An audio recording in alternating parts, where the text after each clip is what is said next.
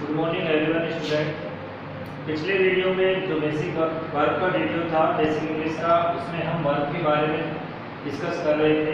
तो वर्ब से लेते हैं सर ए वर्ड दैट, एक शब्द जो स्टैंड्स फॉर डूइंग और being something is called verb. जो किसी भी वस्तु के लिए, किसी भी चीज़ के लिए खड़ा होने या उसके लिए कुछ करने या होने का बोध कराता है, उसे वर्ब कहते हैं।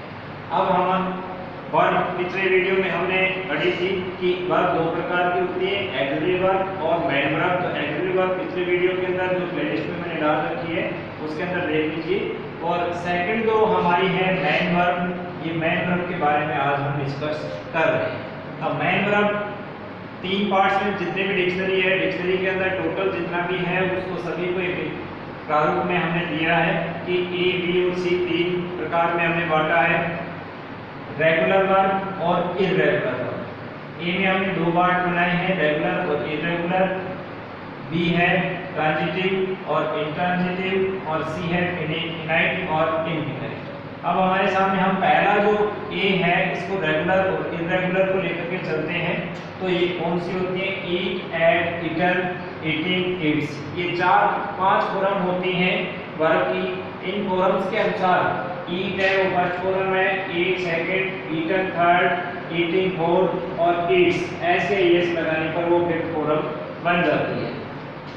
तो ये स्पेशल इनका एक रूल होता है कि इनके अंदर रूल के अनुसार चलती है, इसलिए इनको रेगुलर कहा गया है। और इसमें भी दो प्रकार की होती है।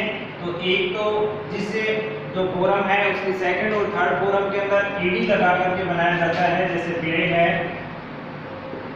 तो इसकी सेकंड और थर्ड है वो ईडी लगा करके बनाया जाता है।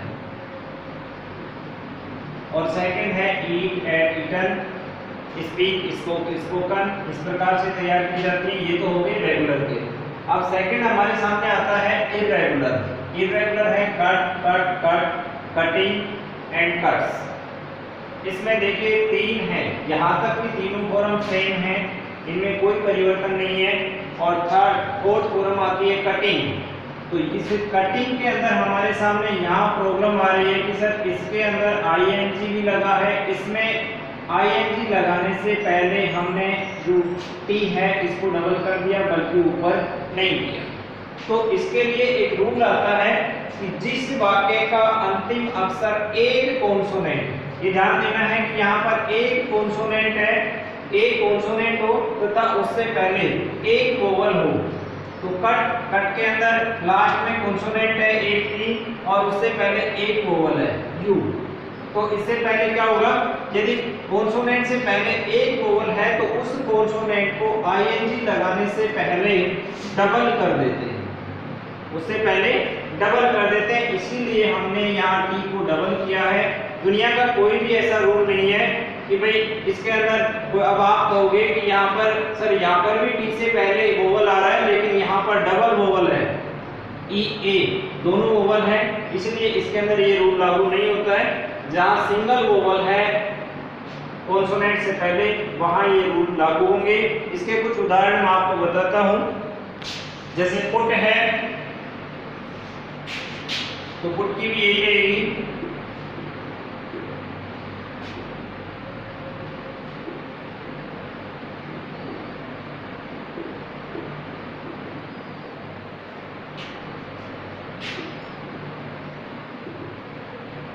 बिगिन, अब ये हमारी मीनिंग है। इस मीनिंग को आप किसी से भी पूछ करके देख लेना। इस मीनिंग के अंदर हमेशा अधिकतर स्टूडेंट हैं वो स्टूडेंट आईएनजी लगाते हैं, बल्कि इसका रूल है, वो रूल ये है कि भाई जिस वाक्य का अंतिम अक्षर एक कॉन्सोनेंट, तो एक कॉन्सोनेंट हमारे सामने एन आ रहा है तथा उससे पहले एक वोवल हो, तो वोवल हमारे सामने आई आ रहा है तो उस कॉन्सोनेंट को आईएनजी लगाने से पहले डबल कर देते हैं। तो ये मीनिंग इसकी गलत होगी और इसकी मीनिंग होगी B E G I double N I N G. 90% student इसको गलत करते हैं और इसका ये सही है। इसके कुछ उदाहरण आपको और बताता हूँ मैं आपको। जैसे पुट है, पुटे नहीं रखना, हिटे नहीं मारना, बीटे नहीं बोली लगाना, सेट यानी टीवी सेट करना, और वेट भीगना, और एक वेट होता है वीईटी वेट यानी दाव लगाना, लेट किराए पर देना, लोस्ट होना, और शट बंद करना आदि। अब हम बेसिक रूप से जानकारी ले रहे हैं V1, V2, V3, V4 और V5। अब हमारे को ये जानना है कि V1 और V2, V3, V4, V5 क्या है।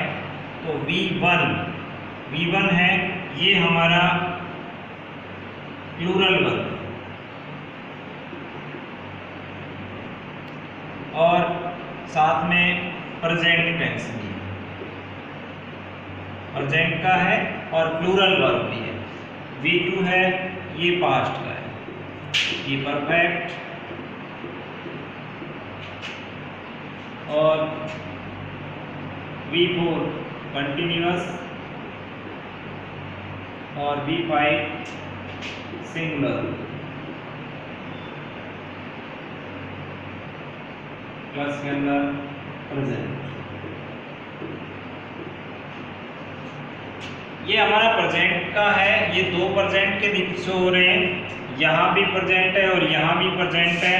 V2 वर्ब की सेकंड फॉर्म होती है, वो पास्ट टेंस में आती है। V3 है वो परफेक्ट में यूज होती है, और V4 है वो कंटिन्यूअस में यूज होती है। अब हमारे को ये देखना है इनका यूज कैसे होता है। हम एक एग्जांपल लेकर के चलते हैं।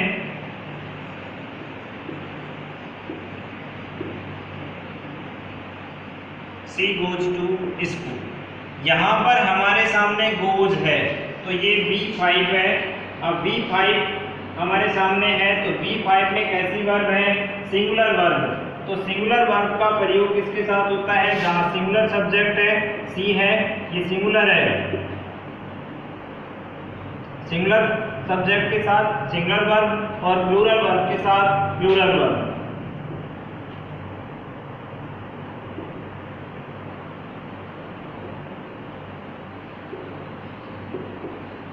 यहाँ प्लूरल वर्ब है तो उसके साथ में प्लूरल सब्जेक्ट ही यूज किया जा रहा है। अब हम आगे डिस्कस करेंगे ट्रांजिटिव।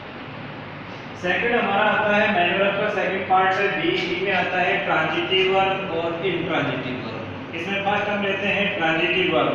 अब ट्रांजिटिव वर्ब कैसी होती है, ट्रांजिटिव वर्ब भाई हमारा वाक्य का जो स्ट्रक्चर होता है subject plus verb plus object या अदर वर्ड है, तो इसका जो वर्ब है इस वर्ब का इम्पैक्ट है वो इम्पैक्ट इस ऑब्जेक्ट के ऊपर हो तो वह वर्ब क्या कहलाती है, ट्रांजिटिव वर्ब। जैसे लता ईट्स मैंगो, लता आम खाती है, तो जो ऑब्जेक्ट है हमारा अदर वर्ड है वो मैंगो है। इस मैंगो को खाने के लिए इस सब्जेक्ट को क्रिया करनी पड़ रही है, वो क्रिया क्या कहलाती है, ये ईट्स है, ये हमारी ट्रांजिटिव वर्ब कहलाती है। इसका इफेक्ट किसके ऊपर पड़ रहा है, भाई जो वर्ब है उसका ऑब्जेक्ट के ऊपर ही प्रभाव पड़ रहा है, इसलिए इसको ट्रांजिटिव वर्ब कहा जाता है। सेकंड है हमारा intransitive verb, subject plus verb plus other word. अब यहाँ जो ये वर्ब है इसका इसके ऊपर कोई प्रभाव नहीं हो रहा है, ये ओवर पास हो रही है। भाई किसी बच्चे को कुछ कहा जाता है वो उसकी सुनाई नहीं करता है तो उसका मतलब क्या है कि सिर के ऊपर से जा रही है, उसको कोई सुनाई नहीं दे रहा है, उसका कोई इफेक्ट नहीं हो रहा है। तो इसी प्रकार से जैसे इसका एक एग्जांपल लेते हैं, ये जो अदर वर्ड हुआ ऑब्जेक्ट हुआ ये कॉम्प्लिकेट है। जैसे राम गोज टू दिल्ली, भाई दिल्ली के अंदर बहुत सारे लोग जा रहे हैं, एक आदमी के जाने से और क्या प्रभाव पड़ेगा, कोई प्रभाव नहीं पड़ता है, इसलिए इसको क्या कहेंगे, इंट्रांजिटिव वर्ब कहते हैं। अब नेक्स्ट हम देखते हैं कि भाई इसका स्ट्रक्चर किस प्रकार से, इसको एक स्ट्रक्चर के द्वारा मैंने दर्शाया है यहाँ कि ये वर्ब है वर्ब ऑब्जेक्ट टेक वर्ब्स। भाई इस ऑब्जेक्ट के ये जो वर्ब है इसको ऑब्जेक्ट की आवश्यकता होती है, इसको ऑब्जेक्ट की आवश्यकता होती है और इंट्रांजिटिव वर्ब कहते हैं, इसलिए इसको ट्रांजिटिव वर्ब कहा जाता है और इसका पैसिव वॉइस भी बनाया जाता है। इसको पैसिव वॉइस में भी चेंज किया जा सकता है। और non object take of verbs, ये वर्ब है ये ऑब्जेक्ट की इसको आवश्यकता नहीं होती है, इसलिए इसका पैसिव वॉइस नहीं बनाया जाता। इसका पैसिव वॉइस नहीं बनाया जाता है, इसका पैसिव वॉइस बनता है। तो इसका पैसिव वॉइस बनाएंगे तो क्या करेंगे, मैंगो इज ईटन बाय लता। भाई इसका रूल होता है subject plus verb plus object. तो ऑब्जेक्ट को बना देंगे सब्जेक्ट और सब्जेक्ट को बना देंगे ऑब्जेक्ट। इसके बाद में helping verb plus man verb की थर्ड फॉर्म प्लस बाय और उसके बाद में ऑब्जेक्ट। तो यहाँ ये ऑब्जेक्ट था, इसको सब्जेक्ट बना दिया। उसके बाद में हेल्पिंग वर्ब इज लगा दिया।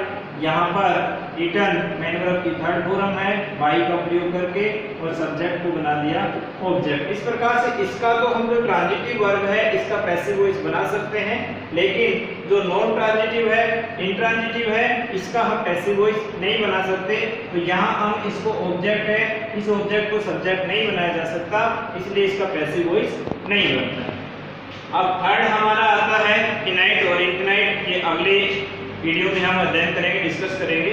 Thank you. आशा करता हूँ कि आपको समझ में आया होगा। Thank you.